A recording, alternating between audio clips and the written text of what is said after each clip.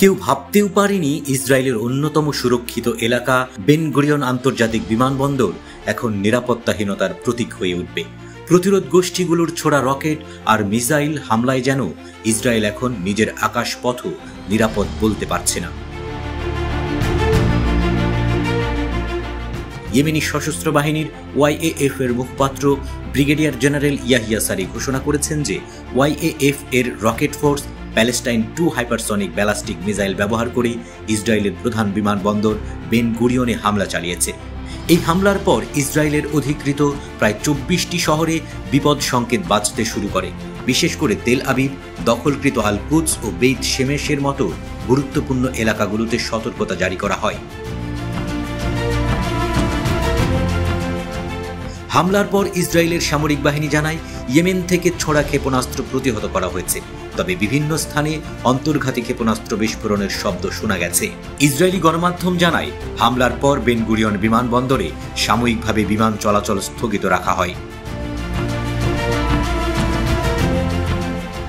Brigadier সারি হুঁশিয়ারি উচ্চারণ করে বলেছেন যে বেন গুরিয়ন বিমানবন্দর এখন আর বিমান চলাচলের জন্য নিরাপদ নয় এবং গাজার বিরুদ্ধে ইসরায়েলের যুদ্ধ বন্ধ না হওয়া পর্যন্ত এটি হামলার লক্ষ্যবস্তু থাকবে।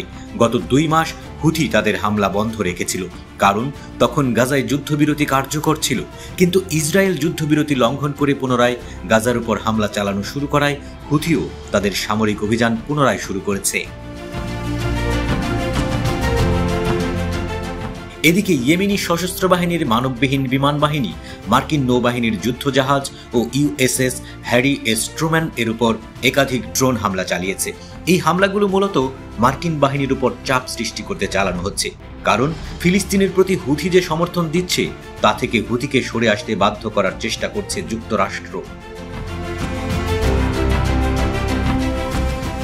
শুক্রবার রাতে ইয়েমেনি সশস্ত্র বাহিনী ইসরায়েলের দখলকৃত ইয়াফার দক্ষিণ অঞ্চলে একটি সামরিক স্থাপনায় প্যালেস্টাইন 2 ক্ষেপণাস্ত্র হামলা চালায়। ব্রিগেডিয়ার সারি নিশ্চিত করেন যে এই হামলা সফল হয়েছে এবং 24 ঘন্টার মধ্যে এটি ছিল দ্বিতীয় হামলা। তিনি আরও বলেন, গাজার প্রতি ইয়েমেনি সামরিক সমর্থন অব্যাহত থাকবে যতক্ষণ না ইসরায়েলি আগ্রাসন বন্ধ হয় এবং গাজার অবরোধ তুলে নেওয়া হয়। একই সঙ্গে ইসরায়েলি জাহাজ চলাচলের উপর ইয়েমেনের অবরোধও বহাল থাকবে। ইয়েমেনি সামরিক বাহিনী জানিয়েছে তারা আরও বড় পরিসরে সামরিক অভিযান চালানোর প্রস্তুতি নিচ্ছে। ইয়েমেনের এই পদক্ষেপ ইসরায়েলের উপর আরও চাপ সৃষ্টি করবে এবং যুদ্ধক্ষেত্রে ফিলিস্তিনিদের প্রতিরোধ শক্তিকে বাড়িয়ে তুলবে। বিশ্লেষকদের মতে মধ্যপ্রাচ্যে এই উত্তেজনা আরও বিস্তৃত সংঘাতের দিকে গড়াতে পারে, যেখানে যুক্তরাষ্ট্র, ইরান সহ অন্যান্য আঞ্চলিক শক্তিগুলো জড়িয়ে পড়তে পারে।